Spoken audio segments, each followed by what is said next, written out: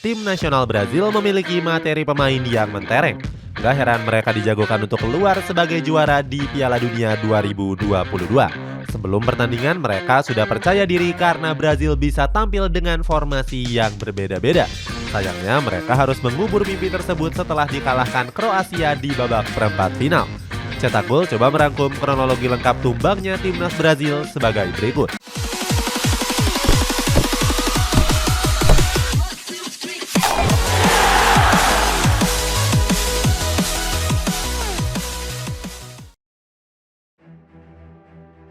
Memilih skuad dengan keputusan aneh.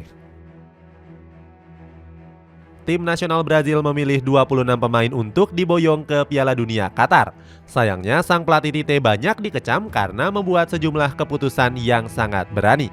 Saat itu Tite lebih banyak memanggil pemain yang berposisi sebagai penyerang. Tercatat ada 9 penyerang yang turut diboyong Brazil ke Qatar. Mulai dari Anthony, Gabriel Jesus, Neymar, dan Pedro. Berikutnya masih ada Gabriel Martinelli, Rafinha, Richarlison, Rodrigo, sampai Vinicius Junior. Sayangnya lagi-lagi keputusan ini kembali mendapatkan banyak kritikan. Sebab saat itu Tite nggak memanggil Roberto Firmino yang tampil gacor-gacornya bersama Liverpool. Selain itu pemanggilan Gabriel Martinelli juga patut untuk dipertanyakan. Sebab Martinelli dianggap nggak layak untuk berseragam skuad Seleção. Selanjutnya, keputusan Tite juga kembali dikecam karena memanggil pemain yang sudah berusia uzur. Salah satunya dengan memanggil Dani Alves yang sudah nggak masuk ke dalam usia keemasannya. Terakhir, Tite juga membuat kejutan dengan memanggil Richarlison. Padahal di musim ini, ex-penyerang Everton itu belum mencetak satupun gol di ajang Premier League. Tite sendiri yakin kalau keputusannya itu merupakan keputusan yang benar. Tite mengaku optimis kalau skuadnya saat ini bisa meraih gelar juara di Piala Dunia. Pembuktian Richarlison. Walaupun sempat diragukan, Richarlison mampu membuktikan kualitasnya di Piala Dunia kali ini. Sepanjang babak penyisihan, dia jadi salah satu pemain kunci di lini penyerangan. Bahkan keberhasilan Brazil lolos ke perempat final salah satunya disebabkan oleh performa apik dari Richarlison. Bomber Tottenham Hotspur ini mencetak 1 gol di menit ke-29.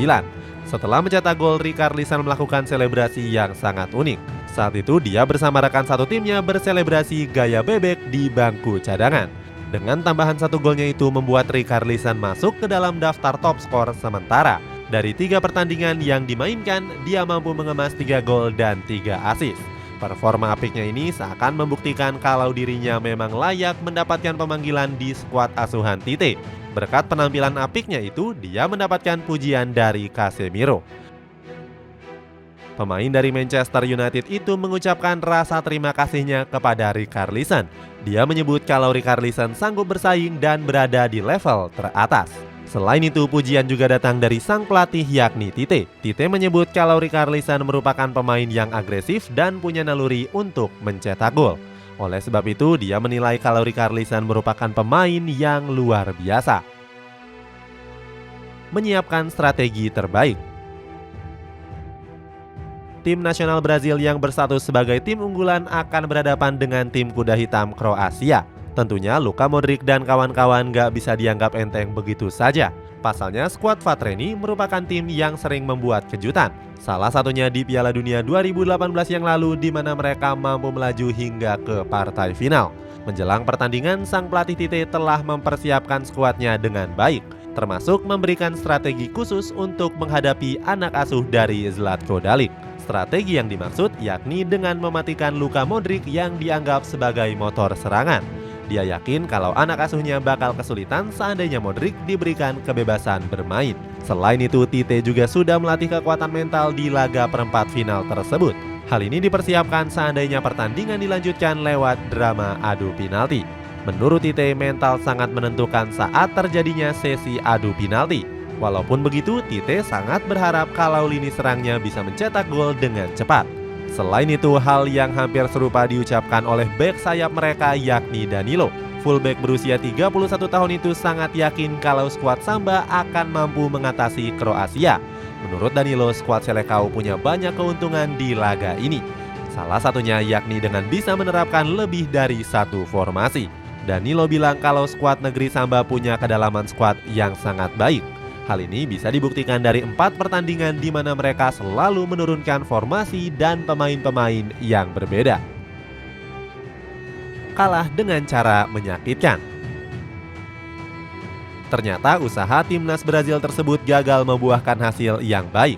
Pasalnya mereka harus kalah lewat drama adu penalti setelah bermain imbang 1-1 hingga 120 menit. Sebenarnya di laga ini skuad Seleção mendominasi jalannya pertandingan. Namun sampai waktu normal berakhir kedudukan masih sama kuat, yakni dengan skor kacamata. Hasilnya laga ini pun terpaksa dilanjutkan ke babak extra time atau perpanjangan waktu. Para fans Seleção sempat bersorak setelah Neymar mampu mencetak gol di menit 105 pertandingan.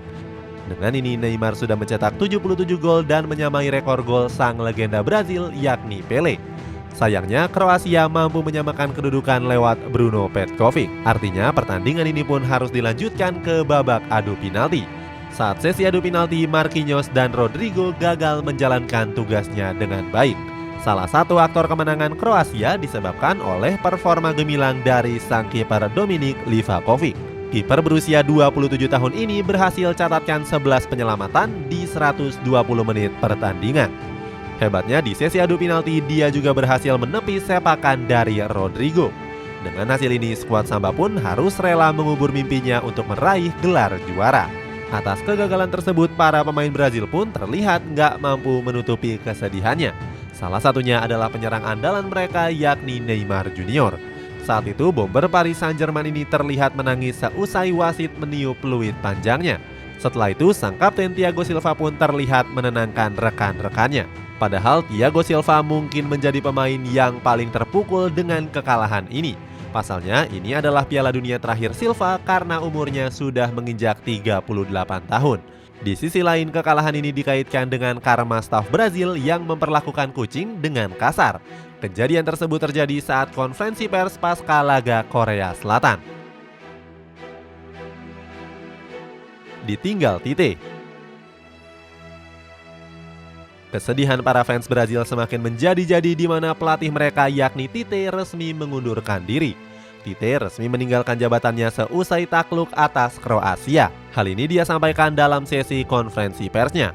Mundurnya Tite ini dianggap bukanlah hal yang mengejutkan, sebab sebelumnya dia memang diisukan bakal mundur. Alasannya karena kontrak Tite akan berakhir seusai perhelatan Piala Dunia. Selama membesut skuad Samba, Tite dinilai punya prestasi yang cukup mentereng. Dari 81 pertandingan, pelatih 61 tahun ini berhasil meraih 61 kemenangan.